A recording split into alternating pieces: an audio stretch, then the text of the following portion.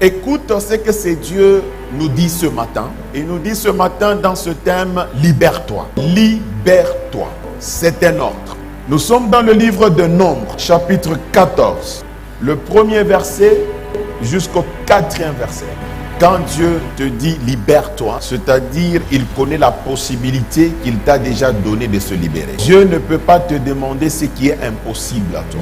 Lorsque Dieu te demande de se libérer, c'est-à-dire qu'il a déjà mis en toi les capacités de le faire. Je veux qu'on se mette d'accord à ces niveaux d'abord. Tel que tu es là-bas, vois-toi que tu as la possibilité de te libérer. Commence à comprendre qu'en toi, il y a la capacité de se libérer. Il y a la capacité en toi de se libérer de ce chômage, de se libérer de l'oppression de ton entourage dans le travail, de te libérer de l'oppression sorcellérique. Ne te vois pas nul, ne te vois pas dominé par le combat que tu as. Regarde même ton visage dans la présence de Dieu, c'est un visage de quelqu'un qui dit que c'est fini pour moi. Celui qui te demande de se libérer, c'est Dieu qui voit toute chose, tout combat autour de toi. Alors c'est Dieu te dit, libère-toi. Donc aujourd'hui, tu dois te libérer. Toi, de la stérilité, tu dois te libérer. Amen. Il faut que tu te libères de cette maladie aujourd'hui. Il faut que tu te libères de ces blocages-là des années. Vous savez, Dieu ne peut rien faire sans toi. C'est comme ça que Jésus ne pouvait pas toucher quelqu'un si la personne ne lui donne pas l'accès. Il posait toujours des questions. Veux-tu être guéri? Veux-tu être sauvé? Veux-tu être délivré? C'est toi qui as la possibilité. Il te dit aujourd'hui, mais libère-toi. Tu n'es pas fatigué de cette vie-là. Jésus-Christ, il est le lion des tribus de Juda. Vous savez, la bonne méditation, c'est faire des décrets. Quand vous faites des décrets, quand vous faites des déclarations, vos voix deviennent surnaturellement rugissantes. Quand quelqu'un se lève, il fait une déclaration. Il dit que je me libère de cet échec. Cette déclaration, je vous dis que c'est un rugissement surnaturel. Ton ennemi là-bas, il entend comme un lion qui crie. Amen, je reçois. Chaque fois, quand tu te retrouves devant une situation coincée, tiens-toi debout dans ta chambre, tiens-toi debout dans ton bureau, commence à faire des décrets, commence à déclarer. Pendant que tu déclares, je te dis que c'est un rugissement surnaturel. Ne restez pas là comme ça. Dieu lui-même connaît. Non, vous n'êtes pas des enfants qu'on a ramassés dans la rue, mais vous êtes des enfants achetés à un grand prix. Ça, tu dois t'approprier. Ton père s'appelle le roi de rois. Ton père s'appelle le général de l'armée céleste. Amen, je reçois.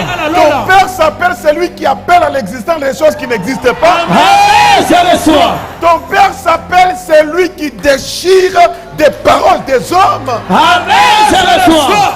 Et ça doit être le partage de votre vie tous les jours. Dieu te dit, libère-toi. Libère-toi de ce blocage financier. Libère-toi de ces échecs à répétition. Libère-toi de ces déceptions. Libère-toi des paroles négatives qu'on a déjà prononcées sur toi. Libère-toi de tous ces gens qui se disent, sans eux, tu ne deviendras rien. Tu as l'autorité en toi. Lorsqu'on dit se libérer, c'est se rendre disponible. Même le miracle, pour qu'il se produise dans ta vie, tu dois te rendre disponible pour ce miracle. C'est ce que Dieu te demande. Dieu constate que tu as beaucoup prié, tu as beaucoup crié, tu as beaucoup connu l'injustice. Mais Dieu est prêt. Mais il n'attend que toi, tu te rends disponible. Bien-aimé, regardez l'histoire de la piscine de Bethesda. L'ange venait agiter de l'eau. Celui qui était disponible, il s'est jeté. Et quand il s'est jeté, il guérissait. Nous sommes là.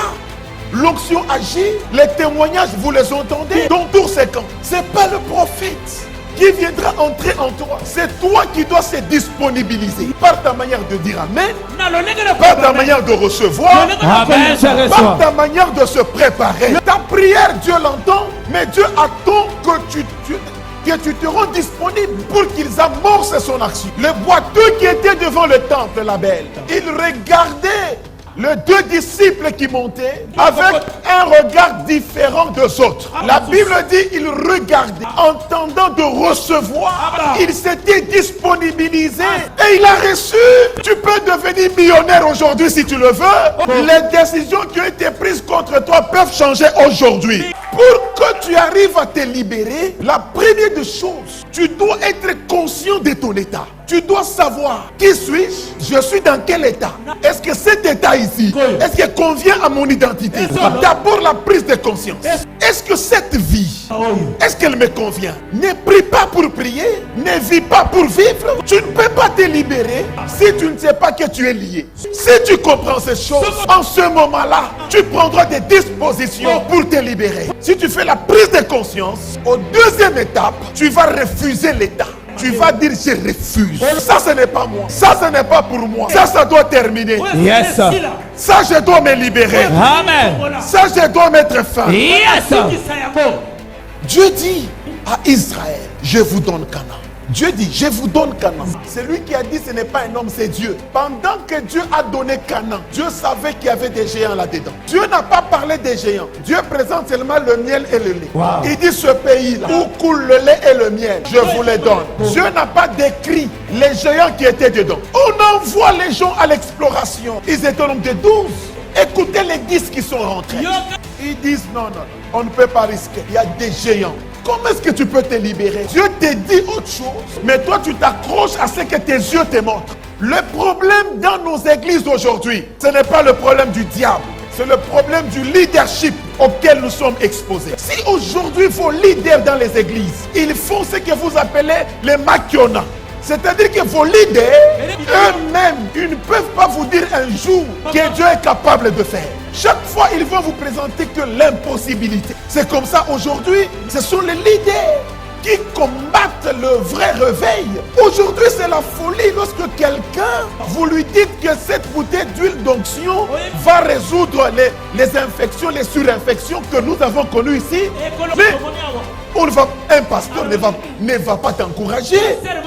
Mais il va te dire, vous êtes faux. Ils vont vous dire, mais comment est-ce que l'eau peut résoudre une dermatose? Les 10 ont dit, non, on ne peut pas aller là-bas. On a vu les géants, on va mourir.